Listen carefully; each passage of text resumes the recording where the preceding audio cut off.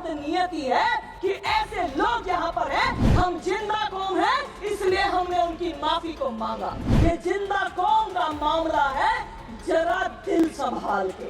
Bill बनाने की तो इनको जरूरत ही नहीं, आस्तीनों के सांपों को आस्तीनों में ही सहना पड़ेगा। जब मेडिकल कॉलेज की हमारी बहन के साथ गलत घटना होती है, आप अपने स्टेट के अंदर अपराधियों को ढूंढने का FIR नहीं करा पाते हैं। आप पूछ रहे थे कि पीओ के कब लेंगे, हम पूछ रहे हैं आपने दिया ही क्यों था।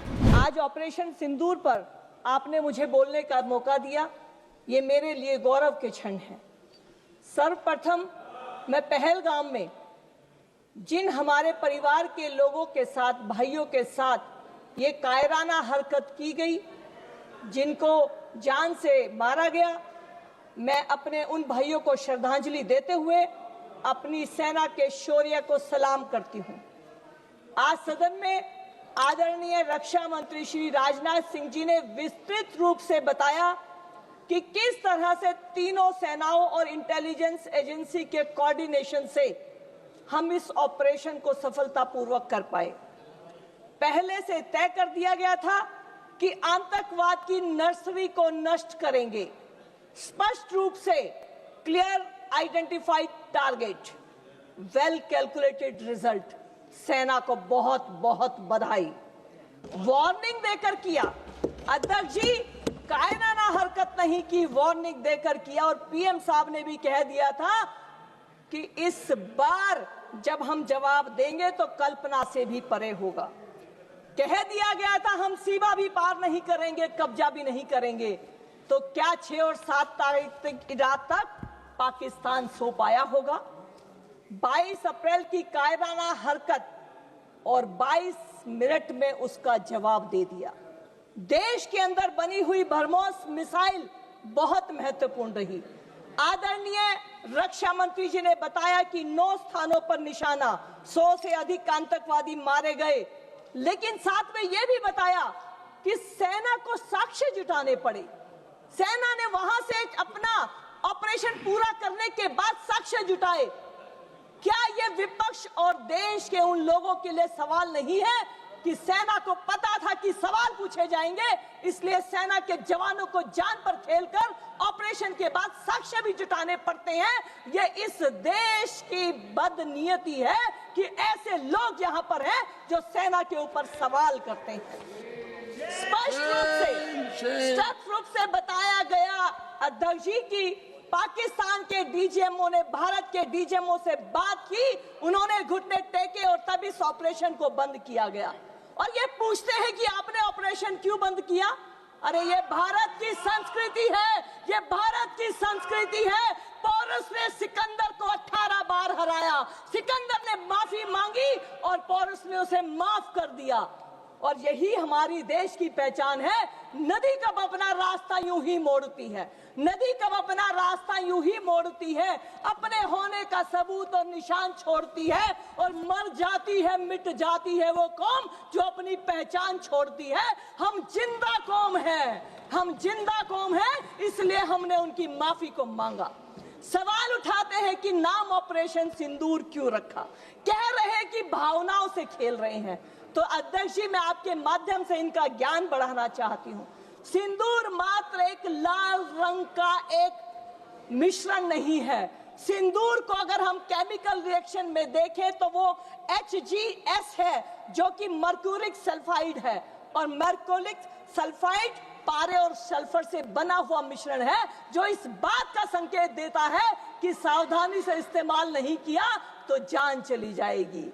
तो ये जो हमारा लाल रंग है, इसको पाकिस्तान ने हमारे रंग को समझा नहीं, इसीलिए उन्हें इसकी कीमत चुकानी पड़ी। उन्होंने धर्म देखकर छाटा, मारा, हमने कर्म देखकर छाटा, मारा। इसे कहते हैं टिट फॉर टैट, जो आज भारत की पॉलिसी है। आदरणीय रक्षा मंत्री जी ने 2 बार कहा कि सेना के लिए तालियां बजाइए, लेकिन विपक्ष में कांग्रेस ने एक बार भी ताली नहीं बजाई। आदरणीय अध्यक्ष जी आपके माध्यम से कहना चाहती हूं कि ये कांग्रेस की रणनीति की बहुत बड़ी चूक हुई है। आज देश इस बात को देख रहा है। राहुल गांधी जी को सोचना चाहिए, जिंदगी में होते नहीं, जिंदगी में होते नहीं सभी फैसले सिक्का उछाल के। ये जिंदा कौम का मामला है, जरा दिल संभाल के। गौरव गोगोई जी कहते हैं कि हिंदू मुस्लिम मत करिए। जब हम कहते हैं आतंकवादी तो गोगोई जी कहते हैं मुस्लिम। कैसे ये आतंकवादी को मुस्लिम कहते हैं, ये सवाल तो हम उनसे पूछना चाहते हैं जो हम पर सवाल उठाते हैं। आप पूछ रहे थे कि पीओके कब लेंगे, हम पूछ रहे हैं आपने दिया ही क्यों था? आज लेने की चिंता है तो आपके पूर्वजों ने उसको दिया ही क्यों था? आपने तो जम्मू कश्मीर को भी भारत से काट दिया था। ये तो इसी आदरणीय प्रधानमंत्री जी का जज्बा और साहस है कि 2019 के अगस्त में 370 और 35 को हटाकर भारत के संविधान के नासूर को निकालकर बाबा साहेब की आत्मा को शांति देने का काम किया है। पल भर की गलती का सदियां भरती है हर जाना। इस देश ने लंबा हरजाना भरा है। पंजाब का आतंकवाद भी आपकी देन था। आज कहा जाता है। एक मिनट प्लीज बी सीटेड। थोड़ा बैठिए, एक मिनट। मेरे पास अभी से स्पीकर का लिस्ट है। अगर सभा की अनुमति है तो से सभा की सहमति है तो इनके वक्तव्य पूरा होने तक सदन का समय बढ़ाया जाए। से बकता है से अगले 6। Okay, thank you for cooperation. धन्यवाद सभापति महोदय जी।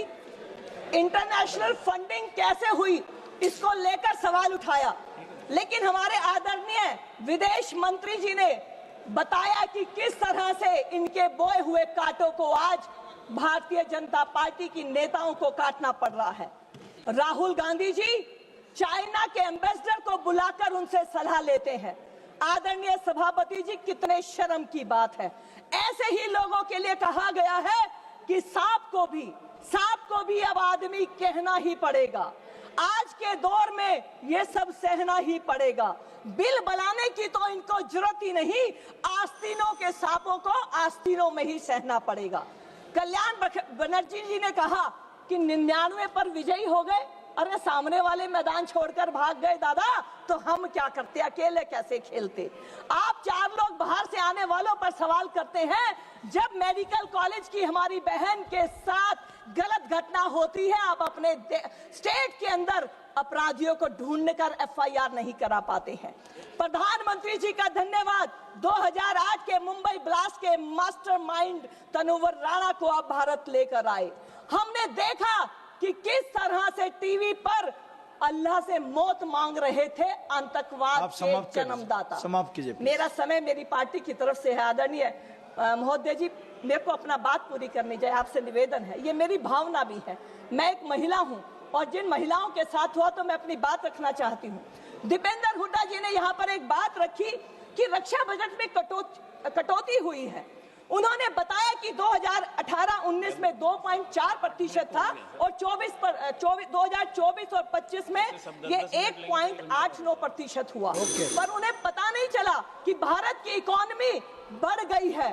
जब 2.4 था तब रक्षा पर खर्च किया जाने वाला 2.95 लाख करोड़ था और जब 1.89 था तो राशि बढ़कर 6 लाख करोड़ हो गई। धन्यवाद पेश करते हैं। आदरणीय महोदय जी, सिर्फ मुझे 2 मिनट की बात दी जाए। मैं अपनी बात समाप्त करती हूँ।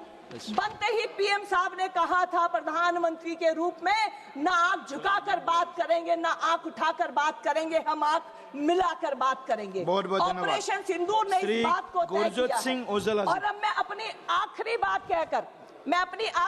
कहकर अपनी वाणी को विराम दूंगी कि इस देश का दुर्भाग्य है कि हमें ऑपरेशन सिंदूर पॉज करना पड़ा, स्टॉप नहीं है, क्योंकि आप सब कुछ बदल सकते हैं पर पड़ोसी नहीं।